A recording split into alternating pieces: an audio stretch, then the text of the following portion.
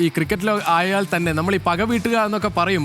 ആ വാക്ക് കൃത്യമായി ഉപയോഗിക്കാൻ പാടുണ്ടോ എന്നത് സംശയമാണ്. എങ്കിൽ കൂടി ആർച്ചറിനെതിരെ സഞ്ജു വളരെയധികം ബുദ്ധിമുട്ടിയ ഒരു ഘട്ടത്തിൽ വല്ലാതെ ഈ സോഷ്യൽ മീഡിയയിലൊക്കെ സഞ്ജുവിന് ഇതാവില്ല എന്ന തരത്തിലൊക്കെ വിമർശനങ്ങളൊക്കെ ഉണ്ടായിരുന്നു. പക്ഷേ ആ ഒരു വിമർശനങ്ങൾക്ക് കൂടിയുള്ള മറുപടി കഴിഞ്ഞ ദിവസം കണ്ടു.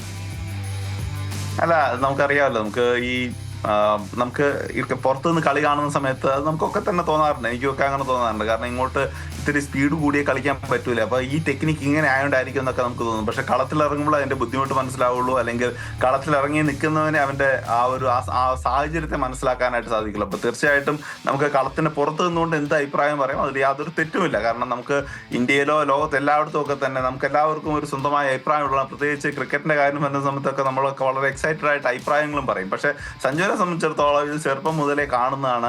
IPL പോലുള്ള വലിയ വേദികളിൽ 140, 150 ഒക്കെ എറിയുന്ന ആളുകളെ കൈകാര്യം ചെയ്തിട്ടുള്ളതാണ്. ഏതാണ്ട് 18 വയസ്സ് സമയത്തുള്ള ബ്രെറ്റ്ലിയെ സ്ട്രൈക്ക് സീനിന്റെ മുകളിലൂടെ 6 അടിച്ചിട്ടുള്ളതാണ്. അയാൾക്ക് പേസ് പേടിയാണെന്ന് നമ്മളൊരു സ്റ്റേറ്റ്മെന്റ് പറയുന്ന സമയത്ത്, അല്ലെങ്കിൽ പേസ് കളിക്കാൻ പറ്റില്ല എന്ന് പറയുന്ന സമയത്ത് സഞ്ജു ഇതൊക്കെ കേൾക്കാൻ പോകുന്നുണ്ടോ എന്ന് സംശയമാണ്. അപ്പൊ അതുകൊണ്ട് തന്നെ അതൊന്നും കേട്ടിട്ട് ആർച്ചർ അടിക്കാനും പോകുന്നില്ല.